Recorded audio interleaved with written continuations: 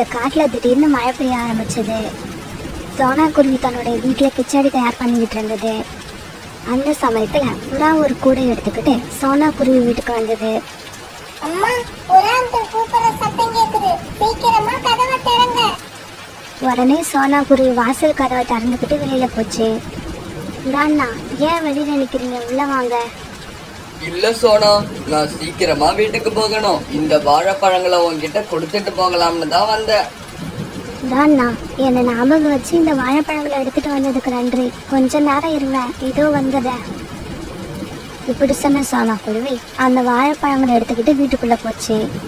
பிறகு ஒரு சின்ன டிஃபன் பாக்ஸ்ல கிச்சடியை வச்சு எடுத்துக்கிட்டு வெளியில வந்தது. புறாண்ணா, இந்த கிச்சடியை எடுத்துட்டு போய் ராணி கிட்ட கொடுங்க. ஒக்கு ரொம்ப நாளா கிச்சடி கேட்டுக்கிட்டு இருந்தா, அதனால இன்னைக்கு நான் கிச்சடி தயார் பண்ணேன். சோனா, இந்த மாதிரி மழை பெய்யறப்ப சுட சுட கிச்சடி சாப்பிட்டா நல்லா தான் இருக்கும். இப்படி சொன்ன புறா பிறகு அந்த டிஃபன் பாக்ஸ் எடுத்துக்கிட்டு தன்னோட வீட்டுக்கு பறந்து போச்சு. அதே காட்டுல 2 காவங்கள் வாழ்ந்து வந்தாங்க. அவங்களுக்கு நண்பர்கள்னு யாருமே கிடையாது.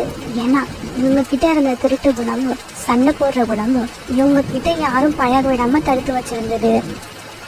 காலுஜி, எனக்கு என்னவோ இப்ப வாழைப்பழம் சாப்பிடணும் போல ஆசையா இருக்கு. எனக்கு வாழைப்பழம் எடுத்துக்கிட்டு வந்து கொடுங்க. கோரி, இப்படி மழை பெய்யுற சமயத்துல வாழைப்பழம் கேட்டா நான் எங்க இருந்து கொண்டு வருவேன்? காலுஜி, எனக்கு எதை பத்தியும் கவலை இல்லை. இப்பவே நான் வாழைப்பழம் சாப்பிட்டாகணும். அப்படின்னா ஒண்ணு பண்ணு, இப்ப நல்லா மழை பெஞ்சுக்கிட்டு இருக்கு. கண்டிப்பா புறாவோட வாழை தோட்டத்துல இப்ப யாருமே காவலுக்கு இருக்க மாட்டாங்க. சீக்கிரமா அங்க போய் உனக்கு தேவையான வாழைப்பழங்களை சாப்பிட்டுட்டு வீட்டுக்கு வந்து சேரு. காலுக்காவும் இப்படி சொன்ன உடனே கோரிக்காவும் வாழைப்பழம் சாப்பிட்ற ஆசையில அந்த மழையில பறந்து போச்சு. இப்படி போன கோரிக்காவும் புறாவோட வாழை தோட்டத்துக்கு போய் ஒரு வாழை மரத்து மேல உட்கார்ந்தது. ராணி, இந்த டிஃபன் பாக்ஸ்ல சோனா குருவி கொடுத்த கிச்சடி இருக்கு. இத நீ சாப்பிடு. நான் நம்ம தோட்டம் வரைக்கும் போயிட்டு வந்துடுறேன். என்னங்க, இந்த மாதிரி மழை பெய்யறப்ப நம்ம வாழை தோட்டத்துல யார் வந்து திருட போறா? வாழை தோட்டத்துக்கு நாளைக்கு போய்க்கலாம். பேசாம வீட்டுல இருங்க. அப்படி இல்ல ராணி, இந்த மாதிரி சமயங்கள்ல தான் திருட்டு நடக்க நிறைய சான்ஸ் இருக்கு. இப்படி சொன்னா புறா பிறகு ஒரு கம்பு எடுத்துக்கிட்டு தன்னுடைய வாழை தோட்டத்தை நோக்கி பறந்து போச்சு. இப்படி பறந்து போன புறா ரொம்ப தூரத்துல இருந்து கோரிக்காவோட மரத்துல உட்காந்து வாழைப்பழத்தை சாப்பிடாம பார்த்துடுச்சு. பிறகு சத்தம் போடாம கோரிக்காவுக்கு பின்னால போய் உட்கார்ந்த புறா தான் கையில இருந்த கம்பால கோரிக்காவுக்கு ஒங்கி ஒரு அடி கொடுத்தது. இப்படி அடி வாங்கின கோரி மரத்துல இருந்து கீழே விழுந்துருச்சு.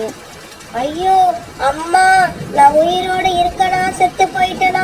எனக்கு எதுவுமே புரியலையே. இது வரைக்கும் உயிரோட தான் இருக்க. இதுக்கப்புறம் வாங்குற அடியில தான் சாக போற. இப்படி சொன்ன புறா கோரிக்காவத்தை ஒரு வாழை மரத்துல கட்டி வச்சது. புறா புறா, என்னை விட்டுடு புறா. தெரியாதனமா நான் இந்த பக்கம் வந்துட்டேன். இதுக்கப்புறம் தோட்டத்து பக்கம் நான் வரவே மாட்டேன். பிறகு கொஞ்ச நேரத்துக்கு அப்புறம் பெஞ்சுக்கிட்டு இருந்த மழை சுத்தமா விட்டுடுச்சு. மழை விட்டதுக்கு அப்புறம் கோரிக்காகத்தோட கட்டாவத்தை விட்ட புறா கோரிக்காகத்தை பார்த்து இப்படி சொல்லுச்சு. கோரி, வாழைப்பழங்களை பறிச்சு இங்க இருக்க கூடைகள்ல அடுக்கி வை. புறா, நான் வீட்டை விட்டு கிளம்பி ரொம்ப நேரம் ஆகுது. என்ன காணாம என்னோட காலேஜ் தவிச்சுக்கிட்டு இருப்பாரு. தயவு செய்து என்னை விட்டுடு, நான் வீட்டுக்கு போகணும். முதல்ல நான் சொன்ன வேலையை செய், அதுக்கப்புறம் வீட்டுக்கு போறத பத்தி யோசிக்கலாம். பிறகு வேற வழி இல்லாத கோரிக்காவும் அங்கிருந்த கூடைகள்ல வாழைப்பழங்களை பறிச்சு போட ஆரம்பிச்சது. இப்ப அங்க இருந்த 3 கூடைகளும் வாழைப்பழங்களால நிரம்பிடுச்சு. கோரி, நீ இப்ப வீட்டுக்கு போகலாம். ஆனா இன்னொரு தடவை உன்னை இந்த தோட்டத்துல பார்த்த உன் காலை உடைச்சிடுவேன். பிறகு கோரிக்காங்க அழுதுகிட்டே தன்னோட வீட்டுக்கு பறந்து போச்சு. காலுஜி, அந்த புறா என்ன ரொம்ப அவமானப்படுத்திருச்சு. என்ன அடிச்சதோடு மட்டும் இல்லாம அதோட தோட்டத்துல என்ன வேலை செய்ய வச்சிருச்சு. இப்படி ஒரு அவமானத்தை நான் சந்திச்சதே இல்ல. கோரி, என்ன சொல்ற நீ? நடந்ததை தெளிவா சொல்லு. பிறகு கோரிக்காவும் நடந்தது எல்லாத்தையும் காலுக்காகத்துக்கிட்ட சொல்லுச்சு. கவலைப்படாத கோரி, புறாவை எப்படி பழி வாங்குறதுன்னு எனக்கு தெரியும். சோனா, நீ இப்ப எங்க கிளம்பிட்ட? புறாண்ணா, நான் உணவு தேடி கிளம்பிக்கிட்டு இருக்கேன். சோனா, நான் இப்ப வாழைப்பழங்களை எடுத்துக்கிட்டு மார்க்கெட்டுக்கு போகணும். நான் திரும்பி வர சாயங்காலம் ஆயிடும். அதனால நான் வர்ற வரைக்கும் என்னோட தோட்டத்தை காவல் காக்கிற வேலையை நீ பாரு. சாயங்காலம் நீ வீட்டுக்கு போகும்போது உனக்கு தேவையான பழங்களை நான் கொடுக்கறேன். இதுக்கு ஒத்துக்கிட்ட சோனா குருவி பிறகு புறாவோட வாழைத்தோட்டத்தை காவல் காக்க ஆரம்பிச்சது. புறா கொஞ்சம் வாழைப்பழங்களை எடுத்துக்கிட்டு தன்னோட மாட்டு வண்டியில மார்க்கெட்டை நோக்கி போய்கிட்டு இருந்தது. தன்னோட மாமா வீட்டுக்கு போன காலுக்காகவும் நடந்தது எல்லாத்தையும் மாமா கிட்ட சொல்லுச்சு. மாமாஜி சீக்கிரம் கிளம்புங்க, என் மனைவிக்கு ஏற்பட்ட அவமானத்தை என்னால தாங்க முடியல. இங்க பாரு காலு, எனக்கு கூட வாழைப்பழம் சாப்பிடணும் போல ரொம்ப ஆசையா இருக்கு. புறாவோட தோட்டத்துல இருந்து நாம திருடிக்கிட்டு வர வாழைப்பழத்தை நாம ஆளுக்கு பாதியா பங்கு போட்டுப்போம். இப்படி பேசிக்கிட்ட காலுக்காகவும் காலுக்காகத்தோட மாமாவும் புறாவோட வாழைத்தோட்டத்தை நோக்கி பறந்து வந்தாங்க. என்னது, சோனா குருவி எதுக்காக இங்க உட்கார்ந்துருக்கு? ஒருவேளை புறாவோட தோட்டத்தை சோனா குருவி தான் காவல் காக்குதா? இந்த குருவி சும்மா உட்கார்ந்து இருந்தா கூட பரவாயில்ல, கையில பெரிய கம்பு வேற வச்சிருக்கு. அத பார்த்தாலே எனக்கு பயமா இருக்கு. மாமாஜி, நாம இப்ப அவசரப்பட வேண்டாம், வீட்டுக்கு போயிட்டு ராத்திரி வருவோம். அப்ப இந்த குருவி எப்படி இருந்தாலும் தூங்கிடும்னு நினைக்கிறேன். பிறகு அன்னைக்கு சாயங்காலம் ஆச்சு. சோனா, நீ இந்த வாழைப்பழங்களை வீட்டுக்கு எடுத்துக்கிட்டு போ. ஆனா ஒரு விஷயம், இந்த பழங்களை கொண்டு போய் உன் குழந்தைகிட்ட கொடுத்துட்டு மறுபடியும் இங்க வந்துடு. ஏன்னா இன்னைக்கு ராத்திரியும் நீதான் காவல் காக்கணும். அதனால பரவாயில்ல புறாண்ணா, இதை இப்பவே போய் என் குழந்தைகிட்ட இந்த பழங்களை கொடுத்துட்டு நான் திரும்பி வரேன். இப்படி சொல்லிட்டு தன்னுடைய வீட்டுக்கு போன சோனா குருவி தன்னுடைய குழந்தைகிட்ட பழங்களை கொடுத்தது. குக்கு, நீ இந்த பழங்களை சாப்பிட்டு படுத்து தூங்கு. அம்மா புறா அங்கிளோட வாழைத்தோட்டத்தை காவல் காக்க போற, காலையில தான் திரும்பி வருவேன். அம்மா, ராத்திரி உங்களுக்கு தூக்கம் வந்தா என்ன செய்வீங்க? குக்கு, அம்மா இன்னைக்கு வாழைத்தோட்டத்துக்கு போய் தூங்க தான் போறேன். ஆனா அதே சமயம் திருட்டு நடக்காமலையும் என்னால பாதுகாக்க முடியும். இப்படி சொன்ன சோனா குருவி பிறகு புறாவோட வாழைத்தோட்டத்துக்கு பறந்து போச்சு. வாழைத்தோட்டத்துக்கு போனதும் சோனா குருவி ஒரு பெரிய வலையை எடுத்து வாழை மரங்கள் மேல விரிச்சு வச்சது. அந்த வலையோட ஒரு முனையில ஒரு கயிறு கட்டி இருந்தது. பிறகு அந்த கயித்தோட மறுமுனைய தன்னோட கையிலேயே வச்சுக்கிட்டு ஒரு மரத்தடியில படுத்து தூங்க ஆரம்பிச்சது. காலுஜி, ராத்திரி ஆயிடுச்சு. மாமாவை அழைச்சுக்கிட்டு சீக்கிரம் கிளம்புங்க. அந்த புறா இந்நேரம் தூங்கி இருக்கும். அப்புறம் ஒரு விஷயம், ஒரு மரத்துல கூட வாழைப்பழம் இருக்க கூடாது. எல்லா பழத்தையும் பறிச்சு எடுத்துக்கிட்டு வந்துருங்க. காலையில தன்னோட வாழைத்தோட்டத்தை பார்த்துட்டு அந்த புறா வாயிலையும் வயிற்றுலயும் அடிச்சுக்கணும். பிறகு காலுக்காகவும் காலுக்காகத்தோட மாமாவும் புறாவோட வாழைத்தோட்டத்தை நோக்கி பறக்க ஆரம்பிச்சாங்க. எப்படி போனதும் இவங்க இருட்டுல வலை விரிச்சிருக்கிறது தெரியாம வாழை மரத்து மேல போய் உட்கார சோனா விரிச்சு வச்சிருந்த வலையில மாட்டிக்கிட்டாங்க. தாங்கிட்டே இருந்த கயிறு ஆட ஆரம்பிச்ச உடனே சோனா குருவியும் கண் விழிச்சிருச்சு. பிறகு அந்த கயித்தை மெதுவா இழுக்க ஆரம்பிச்சது. இப்ப காலுக்காகவும் காலுக்காகத்தோட மாமாவும் அந்த வலையில தலைகீழ மாட்டிக்கிட்டு கத்த ஆரம்பிச்சாங்க. காலு காலு, எனக்கு தலைகீழா தொங்கிக்கிட்டு இருக்கதால இப்ப மயக்கம் வர்ற மாதிரி இருக்கு. என்ன காப்பாத்து, இந்த வலைய விட்டு என்ன வெளியில எடு. மாமாஜி, நான் என்னவோ வெளியில நிக்கிறாப்புல என்ன காப்பாத்த சொல்றீங்க? நானும் உங்க கூட தான் இந்த வலையில மாட்டிக்கிட்டு இருக்கேன். இந்த சமயத்துல கம்பை எடுத்துக்கிட்டு சோனா குருவியும் அந்த வலைக்கிட்ட வந்துச்சு. இப்படி வந்த சோனா குருவி தான் கிட்ட இருந்த கம்பால காலுக்காகத்தை வேக வேகமா அடிக்க ஆரம்பிச்சிச்சு. ஐயோ அம்மா, அடிக்காதீங்க அடிக்காதீங்க. சோனா, இந்த வலையில நாங்க 2 பேரும் தானே மாட்டிருக்கோம். இருந்தாலும் நீ என்ன மட்டுமே அடிச்சேன்னா அது என்ன நியாயம்? கொஞ்சம் அந்த பக்கம் போய் எனக்கு கொடுத்த மாதிரியே என்னோட மாமாவுக்கும் கொடு. ஏன்னா கிடைக்கிறதுல ஆளுக்கு பாதியா எடுத்துக்கணும்னு சொல்லிதான் என்னோட மாமா இந்த தோட்டத்துக்கு வந்தாரு. வேணாம் வேணாம் சோனா, என்ன அடிச்சிராத, நான் வயசானவன். என்ன அடிச்சிராத, என்ன அடிச்சிராத. இல்ல இல்ல, நான் எது கொடுத்தாலும் 2 பேருக்கும் சரிசமமா தான் கொடுப்பேன். இப்படி சொன்ன சோனா குருவி பிறகு கையில இருந்த கம்பால 2 பேரையும் அடிக்க ஆரம்பிச்சது. மறுநாள் பொழுது விடிஞ்சிச்சு. பிறகு பொழுது விடிஞ்சதும் புறா அப்புறம் காட்டுல உள்ள எல்லா பறவைகளும் அங்க வந்தாங்க. காலு, கோரி, இதுக்கப்புறம் நீங்க இந்த காட்டுல இருக்க கூடாது. இப்பவே இந்த காட்டை காலி பண்ணிட்டு உங்க மாமா கூட அவர் இருக்க காட்டுக்கே போயிடுங்க. பிறகு வேற வழி இல்லாத காலுக்காகவும் குறிக்காகவும் அந்த காட்டை விட்டுட்டு மாமாஜி இருக்கிற காட்டை நோக்கி பறக்க ஆரம்பிச்சாங்க. மேகத்தோட குடும்பம் ஒண்ணு தங்களோட வயிறு நிறைய நடுக்கடல்ல இருந்து தண்ணீர் குடிச்சுக்கிட்டு இருந்தாங்க. இன்னைக்கு அவங்க சுந்தரவன காட்டுக்கு போய் மழை பெய்ய வேண்டிய நாள். அதனால தங்களால எவ்வளவு முடியுமோ அவ்வளவு தண்ணீரை குடிச்சுக்கிட்டு இருந்தாங்க. என்னங்க, இன்னைக்கு நம்ம சுந்தரவன காட்டுக்கு போகும்போது நம்ம பையன் காட்டனையும் கூட அழைச்சுக்கிட்டு போவோம். அவனும் நம்ம கூட வந்து வாழ தேவையான எல்லா விஷயங்களையும் தெரிஞ்சுக்கிறது அவசியம் தானே. அப்படியெல்லாம் இல்ல. காட்டன் இப்ப ரொம்ப சின்னவன். அவன் இன்னும் கொஞ்சம் வளரட்டும். போக போக அவனே எல்லா விஷயங்களையும் பத்தி தானா தெரிஞ்சுப்பான். ஆனா காட்டனுக்கு தன்னோட அம்மா அப்பா கூட எங்கேயுமே போக இஷ்டம் இல்ல. ஏன்னா அவன் ஒரு சோம்பேறி. அம்மா, என்னை எங்கேயும் அழைச்சுக்கிட்டு போலாம்னு நினைக்காதீங்க. எனக்கு ரொம்ப டயர்டா இருக்கு. என்னால இப்ப எங்கேயும் வர முடியாது. காட்டன் இப்படி சொன்னதுக்கு அப்புறம் அவனோட அம்மா மேகமும் அப்பா மேகமும் சுந்தரவன காட்டை நோக்கி நகர ஆரம்பிச்சாங்க. அம்மாவும் அப்பாவும் இப்படி போனதுக்கு அப்புறம் காட்டன் வழக்கம் போல அந்த கடற்கரையை வெட்டித்தனமா சுத்தி சுத்தி வந்துகிட்டு இருந்தான். இப்படி சுத்தி வந்துகிட்டு இருந்த காட்டன் தன்னோட கவனக்குறைவால கடற்கரையை விட்டு கொஞ்சம் தூரமா இருந்த காட்டுக்கு வந்துட்டான். அந்த காட்டுல இருந்த ஒரு மரத்துல ரொம்பவும் சோம்பேறியான காலுக்காக உட்கார்ந்து இருந்தது. சோட்டு சோட்டு, நீ மட்டும் எங்க போய்கிட்டு இருக்க? எங்கேயாவது மழை பெய்ய போறியா? மழை பெய்யற வேலையெல்லாம் ரொம்பவும் கஷ்டமான வேலை. நான் அதையெல்லாம் செய்ய மாட்டேன். எனக்கு தாகமா இருக்கிறப்ப தண்ணி குடிப்பேன். அப்புறம் இந்த கடற்கரை பூரா சுத்தி சுத்தி வருவேன். உடம்பு வலிக்கிறாப்புல இருந்தா அப்படியே தூங்க ஆரம்பிச்சிருவேன். ஓஹோ, நீயும் என்ன மாதிரி தானா? நானும் அப்படிதான். கிடைச்ச உணவை சாப்பிடுவேன், நதியில தண்ணீர் குடிப்பேன், அப்புறம் வீட்டுல போய் படுத்து தூங்க ஆரம்பிச்சிருவேன். நம்ம 2 பேருக்குள்ள இவ்வளவு பொருத்தம் இருக்கிறப்ப நாம 2 பேரும் நண்பர்களா இருக்கிறது தான் நல்லது. இந்த மாதிரி உலக மகா சோம்பேறியான காலுக்காகத்துக்கு எந்த வேலையும் செய்ய விரும்பாத காட்டன் ஃப்ரெண்ட் ஆயிட்டான். அதே காட்டுல சோனா குருவி தான் பொண்ணு பியூட்டி கூட வாழ்ந்து வந்துச்சு. அந்த காட்டுல சோனா குருவிக்கு சொந்தமா 2 ஸ்ட்ராபெரி மரங்கள் இருந்தது. அம்மா, நம்ம மரத்துல ஸ்ட்ராபெரி பழங்கள் இந்த வருஷம் நிறைய காய்ச்சிருக்கு. இதையெல்லாம் இப்பவே பறிக்கணும் போல இருக்கு. பியூட்டி கொஞ்சம் பொறுமையா இரு, இன்னும் 2-3 நாள் போகட்டும். இதையெல்லாம் பறிச்சு நம்ம மார்க்கெட்ல கொண்டு போய் வித்துட்டு வரலாம். ஒரு நாள் சோனா குருவி அது கொண்டு பியூட்டி தங்களோட வீட்டுல உட்காந்து பேசிக்கிட்டு இருந்தாங்க. அந்த சமயத்துல கோரிக்காக ஒரு கூடையை எடுத்துக்கிட்டு சோனா குருவியோட ஸ்ட்ராபெரி மரத்து மேல வந்து உட்கார்ந்தது.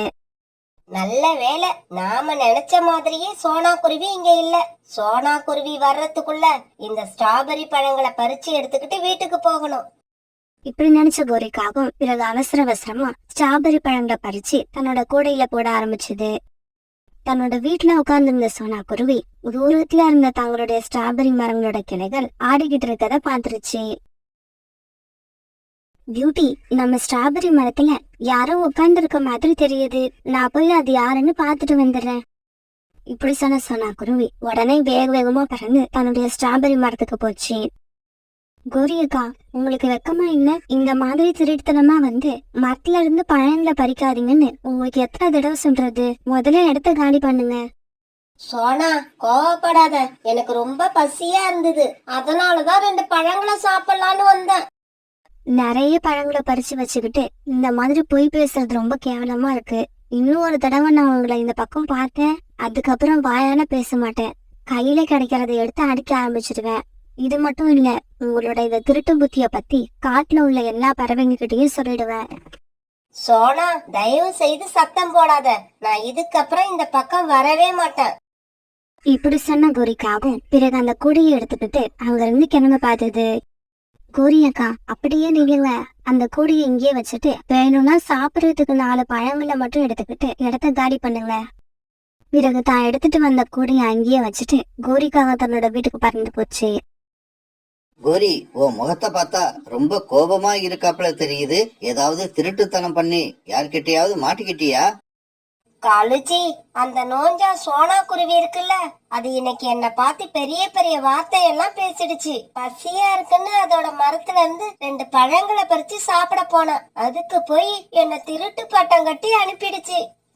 அந்த நோஞ்சாங்குருவிக்கு இவ்வளவு துணிச்சல் வந்துடுச்சா? என்னோட மனைவின்னு தெரிஞ்சதுக்கு அப்புறமும் உன்னை அவமானப்படுத்துச்சுன்னா இதுக்கப்புறம் அந்த நோஞ்சாங்குருவிய சும்மா விடக்கூடாது. தன்னோட மரத்துல இருந்து ஸ்ட்ராபெரி பழங்களை பறிச்சு அந்த குருவி எப்படி வியாபாரம் பண்ண போகுதுன்னு நானும் பாக்குறேன். காலுஜி, உங்ககிட்ட எனக்கு ரொம்ப பிடிச்ச விஷயம் என்னன்னா, நமக்குள்ள எவ்வளவுதான் சண்டை இருந்தாலும் எனக்கு ஒரு அவமானம்னா வரிஞ்சு கட்டிக்கிட்டு உடனே வந்துடுறீங்க. I like it Kaluji, I like it. மறுநாள் காலையில காலுக்காக தன்ன மாதிரி சோம்பேறியான காட்டான் மேகத்தை பார்க்க பறந்து போச்சு. காட்டன் காட்டன், எனக்கு இன்னைக்கு உன்னால ஒரு வேலையாகணும். சொல்லுங்க நண்பரே, நான் உங்களுக்கு என்ன உதவி செய்யணும்? என்ன மாதிரியே ஒரு சோம்பேறிக்கு நான் உதவி செய்யலன்னா வேற யாரு தான் செய்வா? எங்க வீட்டுக்கும் பக்கத்துல ஒரு குருவி இருக்கு. அது பேர் சோனா. அது எங்களுக்கு ரொம்பவும் தொல்லை கொடுத்துக்கிட்டு இருக்கு. அதனால அதுக்கு சொந்தமான ஸ்ட்ராபெரி மரத்து மேல நீ இப்ப வந்து மழை பெய்யணும். நீ எப்படி மழை பெய்ஞ்சின்னா அந்த மரத்துல உள்ள ஸ்ட்ராபெரி பழங்கள் எல்லாம் கீழே கொட்டிடும். எங்களுக்கு தொல்லை கொடுக்கிற அந்த குருவிக்கு நீ தான் இப்படி தண்டனை கொடுக்கணும். இங்க பாருங்க நண்பரே, நான் ஒரு சோம்பேறி. எனக்கு பொதுவா மழை பெய்யறதுல ஆர்வம் கிடையாது. இருந்தாலும் என்ன மாதிரி ஒரு சோம்பேறி நண்பருக்கு உதவி செய்யறதுக்காக இப்ப நான் மழை பெய்யறதா முடிவு பண்ணிட்டேன். நான் பெய்யற மழையால மரத்துல உள்ள பழங்கள் கீழே கொட்டுறத பார்த்துட்டு அந்த குருவி அழணும். அத பார்த்துட்டு என்னோட நண்பர் சந்தோஷப்படணும். இப்படி சொன்ன அந்த காட்டன் மேகம் பிறகு கடலுக்கு போய் நிறைய தண்ணீர் குடிச்சான். என்னடா இது, இன்னைக்கு இவ்வளவு தண்ணி குடிக்கிற? எனக்கு இது ரொம்ப ஆச்சரியமா இருக்கு. அம்மா, நான் வர்ற வழியில ஒரு மைதானம் வறண்டு போயிருக்கிறத பார்த்தேன். அங்க இருந்த பூக்கள் எல்லாம் ரொம்பவும் வாடி போயிருந்தது. அதனால நான் இந்த மைதானத்துக்கு போய் மழை பெய்ய போறேன். இப்படி தன்னோட அம்மா கிட்ட போய் சொன்ன அந்த காட்டன் மேகம் பிறகு சோனா குருவியோட மரங்களை தேடி போக ஆரம்பிச்சது. ஆமா, நம்ம பையன் காட்டன் எங்க போயிருக்கான்? ஒரு மைதானம் ரொம்பவும் காஞ்சி போயிருக்கிறதையும் அதுல உள்ள பூக்கள் எல்லாம் வாடிக்கிட்டு இருக்கிறதையும் நம்ம காட்டன் பார்த்துட்டு உடனே அங்க மழை பெய்யறதுக்காக தான் இப்ப அங்க போயிருக்கான். ஆமா, எனக்கு தெரிஞ்சு இந்த பகுதியில எந்த மைதானமும் கிடையாது. இங்க பாருங்க, அந்த மைதானத்தை நீங்க பார்க்காம இருந்திருக்கலாம். அதுக்காக என் பையன் சொன்னது பொய்யாகாது. காலுக்காக முன்னால பறந்து போக காட்டன் மேகம் அது பின்னாலேயே போச்சு. பிறகு சோனா குருவியோட ஸ்ட்ராபெரி மரங்கள் கிட்ட போன காட்டன் மேகம் அந்த மரங்கள் மேல மழை பெய்ய ஆரம்பிச்சது. அங்க இருந்து கொஞ்ச தூரம் தள்ளி இருந்த ஒரு மரத்துல உட்கார்ந்திருந்த காகங்கள் 2 பேரும் சோனா குருவியோட மரத்துக்கு மேல இப்படி மழை பெஞ்சுக்கிட்டு இருக்கத ரொம்ப சந்தோஷமா பார்த்துக்கிட்டு இருந்தாங்க. பியூட்டி, இந்த சமயத்துல இப்படி மழை பெய்யவே கூடாது. இந்த மழையால நம்ம மரத்துல இருக்கிற எல்லா பழங்களும் கீழே விழுந்துடும். அம்மா, மழைக்காலம் இன்னும் வரவே இல்ல. அதுக்குள்ள எந்த மேகம் வந்து நமக்கு எப்படி கஷ்டத்தை கொடுக்குது? பியூட்டி, ஏதாவது ஒரு மேகம் வழி தவறி இந்த பக்கம் வந்திருக்கலாம்னு நினைக்கிறேன். காட்டன் மேகம் இப்படி மழை பெஞ்சதால சோனா குருவியோட மரத்துல இருந்த நிறைய ஸ்ட்ராபெரி பழங்கள் கீழே கொட்டிடுச்சு. இப்படி மழை பெஞ்சதால காட்டன் மேகம் ரொம்பவும் களைச்சு போயிடுச்சு. இதனால அது கடற்கரை பக்கத்தை நோக்கி நகர்ந்து போக ஆரம்பிச்சது. காட்டன், நீ மழை பெஞ்சதால அந்த காஞ்சி போன மைதானத்துல இருந்த பூக்கள் எல்லாம் ரொம்பவும் சந்தோஷப்பட்டு இருக்கும், அப்படிதானே? ஆமாமா, நான் மழை பெஞ்சதுக்கு அப்புறம் எல்லா பூக்களும் ரொம்ப சந்தோஷமா இருந்தாங்க. காலுஜி, சோனா குருவியோட மரத்துல இருந்து பாதி பழங்கள் தான் கீழே கொட்டி இருக்கு. நாளைக்கு ஒரு தடவை அந்த மேகத்தை வர வச்சு மழை பெய்ய சொல்லுங்க. அப்பதான் அந்த மரங்கள்ல இருக்கிற மீதி பழங்களும் கீழே விழுந்து சோனா குருவிக்கு பயன்படாம போகும். பிறகு சோனா குருவி தன்னுடைய மரத்துக்கிட்ட போய் கீழே விழுந்து கிடந்த பழங்களை எல்லாம் ஒரு கூடையில எடுக்க ஆரம்பிச்சது. பியூட்டி, நீ இந்த கூடையை தூக்கிட்டு நம்ம வீட்டுக்கு போ. நான் கடற்கரைக்கு போய் எனக்கு தெரிஞ்ச மேகங்கள் கிட்ட கொஞ்சம் பேசிட்டு வந்துடுறேன். இப்படி சொன்ன சோனா குருவி பிறகு கடற்கரை பக்கம் பறந்து போச்சு. இப்படி போன சோனா குருவி அங்க நின்றுகிட்டு இருந்த காட்டன் மேகத்தை பார்த்துருச்சு. நீயா நேத்து மழை பெஞ்சி எங்க மரத்துல உள்ள பழங்களை எல்லாம் கீழே தள்ளி விட்டது நீ தானே? குருவி, எங்களோட பையன் காட்டன உனக்கு எப்படி தெரியும்? எங்க பையன் இதுவரைக்கும் எந்த காட்டுக்கும் போய் மழை பெஞ்சதே கிடையாது. இல்ல, இந்த மேகம் தான் நேத்து என்னோட ஸ்ட்ராபெரி மரங்கள் மேல மழை பெஞ்சி அந்த மரத்துல இருந்த எல்லா பழங்களையும் கீழே தள்ளி விட்டுடுச்சு. அதனால எனக்கு நிறைய கஷ்டமாயிடுச்சு. நான் கூட ஏதோ ஒரு மேகம் வழி தவறி வந்து மழை பெஞ்சிருச்சுன்னு நினைச்சேன். டேய் காட்டன், மரங்கள் மேல மழை பெஞ்சு அதுல பழுத்திருந்த ஸ்ட்ராபெரி பழங்களை எதுக்காக கீழே விழ வச்ச? இப்படி செய்ய சொல்லி உனக்கு யார் சொன்னது? இதுக்கு காட்டன் எந்த பதிலும் சொல்லாம மௌனமா இருந்தான். உடனே சோனா குருவி கண்ணீர் விட்டு அழ ஆரம்பிச்சது. இங்க பாருங்க, உங்களோட பையனால இன்னைக்கு எனக்கு ரொம்பவும் கஷ்டம் வந்து சேர்ந்துருச்சு. அடுத்தவங்களை கஷ்டப்படுத்துறது தப்புன்னு அவனுக்கு புரிய வைங்க. இதுக்கப்புறம் கொஞ்ச நாள் என்னோட மரங்கள் மேல வந்து மழை பெய்யக்கூடாதுன்னு அவங்க கிட்ட சொல்லி வைங்க. இப்படி சொன்ன சோனா குருவி பிறகு அங்க இருந்து பறந்து போயிடுச்சு. அம்மா, ஒரு காகம் வந்து இந்த குருவிக்கு தொல்லை கொடுக்க சொல்லி கேட்டுச்சு. அதனாலதான் நான் இந்த குருவியோட மரங்கள் மேல போய் மழை பெஞ்சிட்டு வந்தேன்.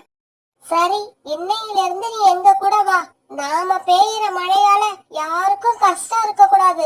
நம்மள பார்த்து மத்தவங்க சந்தோஷப்படணும். நாம அப்படிதான் நடந்துக்கணும். பிறகு அந்த அம்மாவும் அப்பாவும் தன்னோட பையன் காட்டனை கூப்பிட்டுக்கிட்டு ஒரு வறண்டு போன காட்டை நோக்கி போனாங்க. அந்த காடு ரொம்பவும் காஞ்சு போய் இருந்தது. அங்க வாழ்ந்த பறவைகள் எல்லாம் ரொம்பவும் தாகத்துல இருந்தாங்க. அந்த இடத்துக்கு போன உடனே இந்த மேகம் குடும்பத்தை சேர்ந்த 3 பேரும் அந்த காட்டுல மழை பெய்ய ஆரம்பிச்சாங்க. பிறகு கொஞ்ச நேரத்துல அந்த காட்டுல இருந்த எல்லா நதிகளும் தண்ணீரால நிரம்பி விழுந்தது. அந்த காட்டுல இருந்த எல்லா பறவைகளும் ரொம்பவும் சந்தோஷமா இருந்தாங்க. நதியோரத்துல இருந்த பூக்கள் எல்லாம் மேகங்களை பார்த்து தங்களோட சந்தோஷத்தை தெரிவிச்சுக்கிட்டாங்க. அம்மா, அப்பா, நீங்க சொன்னது உண்மைதான். நாம செய்யற காரியத்தால மத்தவங்களுக்கு சந்தோஷம் கிடைக்கணுமே தவிர துன்பத்தை உண்டாக்க கூடாது. அந்த குருவிக்கு நான் கஷ்டத்தை உண்டாக்குன மாதிரி இதுக்கப்புறம் யாருக்கும் கஷ்டத்தை உண்டாக்க மாட்டேன். பிறகு கொஞ்ச நேரம் கழிச்சு காணிக்காக காட்டனை பாக்குறதுக்காக கடற்கரைக்கு வந்துச்சு. காட்டன், சீக்கிரமா கிளம்பி வா. நேத்து மாதிரியே இன்னைக்கும் அந்த நோஞ்சாங்குருவிக்கு நாம பாடம் கத்து கொடுக்கணும். காகமே, உனக்கும் எனக்கும் இடையில இருந்த நட்பு முடிஞ்சு போய் ரொம்ப நேரம் ஆகுது. இங்க பாரு, மத்தவங்களுக்கு நீ நல்ல விஷயத்த கத்து கொடுக்காட்டியும் கெட்ட விஷயங்களை கத்து கொடுக்காம இரு. எனக்கு உன்ன மாதிரி ஒரு காகத்தோட நட்பு தேவையே இல்ல. அப்புறம் இன்னொரு விஷயம், நீ மறுபடியும் அந்த குருவிக்கு தொல்லை கொடுக்க ஏதாவது முயற்சி செஞ்சினா என்னோட அப்பா அம்மா கிட்ட சொல்லி உன்னையும் உன்னோட வீட்டையும் மழை பெஞ்சு சுத்தமா அழிச்சிடுவோம். காட்டன் மேகம் இப்படி சொல்ல பயந்து போன காலுக்காகவும் உடனே இந்த இடத்த விட்டு பறந்து போயிடுச்சு. அதுக்கப்புறம் வந்த நாட்கள்ல சோனா குருவியோட ஸ்ட்ராபெரி மரங்கள்ல புதுசு புதுசா நிறைய பழங்கள் காய்ச்சிக்கிட்டே இருந்தது. அதையெல்லாம் பறிச்சுக்கிட்டு போய் மார்க்கெட்ல வித்த சோனா குருவி தன்னோட பொண்ணு பியூட்டி கூட ரொம்ப சந்தோஷமா தன்னோட வாழ்க்கையை நடத்திக்கிட்டு இருந்தது.